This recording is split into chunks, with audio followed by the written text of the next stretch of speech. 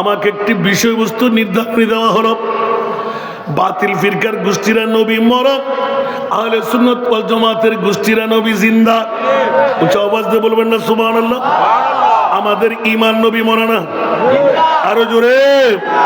আমাদের ঈমান হলো আমাদের নবী, কিন্তু কোরআনের দলিল পেশ করে কুল্লু নাফসিন যায়িকাতুল মাউত, ইন্নাকা মাইয়াতুন ইন্নাহুম মাইয়াতুন ইযা জা আজালুহুম লা ইস্তাখিরুনা সাআতাম ওয়া লা ইস্তাকদিমুন আইনামা তাকুনু ইউদরিকুমুল মাউত। বন্ধুরা, অসংখ্য দলিল নবী মরা, নবী মরা, নবী মরা। আল্লাহর কোরআন এলান করে দিলেন, এটি হলো সারা বিশ্বের জমিনে থিওরি। 30 পারা কালামুল্লাহ শরীফের মধ্যে স্পষ্ট এলান দিয়ে দিলেন, খবরদার আমি মুনিবের ভাষা আহলে সুন্নাতুল জামাত এক চুল পরিমাণ নড়াচড়া করে না। সব আয়াতে কোরআনকে আহলে সুন্নাত ওয়াল জামাত মানে কি মানে না? উচ্চ আওয়াজ দিয়ে বলতে হবে, মানে কি মানে না? একটা আয়াতকে আমরা ভুলে যাই, একটা আয়াতকে আমরা ফেলে যাই, তাহলে ঈমানের চোর কোরআনের চোররা যখন আমার মাহবুব মামলায় নবী মরা সাবেত করতে চাই, আমার মুনিব মাওলা এলান দিলে ইয়া রাসূলুল্লাহ আমি মুনিবকে বাঁচতে হবে, কারণ আমি ইতলাক দিয়ে দিলাম কোরআনে পাকের মধ্যে, ওয়ালাউ আন্নাহুম ইয যালামু আনফুসাহুম জাউকা। উচ্চ আওয়াজ দিয়ে বলুন না সুবহানাল্লাহ।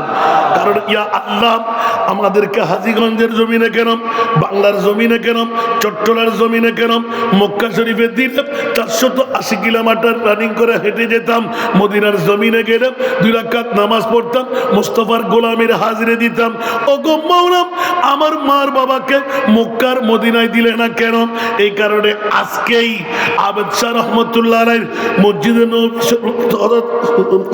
নবী পাক এলান দিয়ে ইয়া রাসূলুল্লাহ সুন্নিদের পক্ষে আমি জিন্দেগির মামলায় আপনাকে এলান দিয়ে দিলাম, ওয়ামা আরসালনাকা ইল্লা রাহমাতাল লিল আলামিন।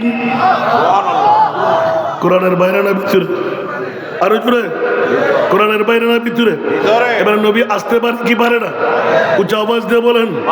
আল্লাহ বলতে লাগলেন, খবরদার ইয়া রাসূলুল্লাহ আপনি যাবেন নয়, ইয়া আইয়ুহান নবিয়্যু ইন্না আরসালনাকা শাহিদা।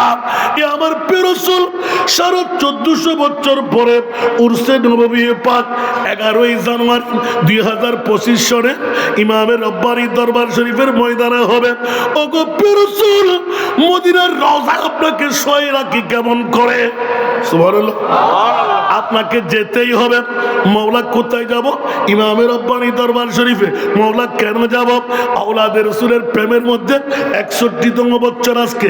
ইয়া নবী সালাম মুস্তাফা জানে রহমত সালাতুল রাসূলুল্লাহ আল্লাহুম্মা সাল্লি আলা নবী। আপনি হায়াতুর রাসূল, আপনি জিন্দা নবী।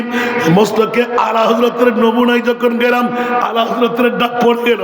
শুনতে কি রাজি? আরো জোরে। সারা বিশ্বের যিনি সুন্নিদের ইমাম, উনি এতলা করে দিলেন, তু জিন্দা হে ওয়াল্লাহ, তু জিন্দা হে ওয়াল্লাহ। সুবহানাল্লাহ। আরো জোরে। তু জিন্দা হে ওয়াল্লাহ, তু জিন্দা হে ওয়াল্লাহ, মেরে চश्मे आलम से छुप जाने वाले, मेरे चश्मे आलम से छुप जाने वाले। कुछ आवाज दे बोलना सुभान अल्लाह।